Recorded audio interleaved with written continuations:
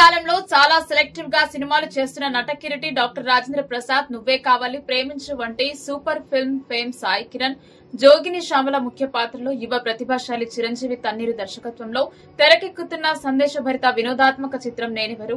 జై Chiranjeevi movie makers పథకంపై Sirikonda Mallikarjun సమర్పణలో అండేకర్ జగదీష్ బాబు, సక్కినేని భూలక్ష్మి సంయుక్తంగా నిర్మించిన ఈ చిత్రంతో వైజాగ్ సత్యాన శిష్యులు అభిలాష్, సాయి చెర్రీ హీరోలుగా పరిచయం అవుతున్నారు.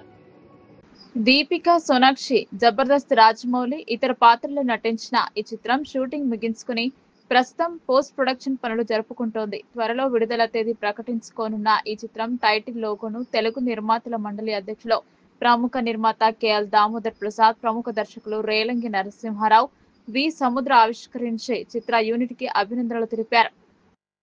హైదరాబాద్ లోని Telugu film chamber preview theatre లో జరిగిన ఈ వేడుకలో చిత్ర బృందం పాల్గొని ఈ సినిమా తామందరికీ పేరు తెచ్చి పెడుతుందని పేర్కొన్నారు.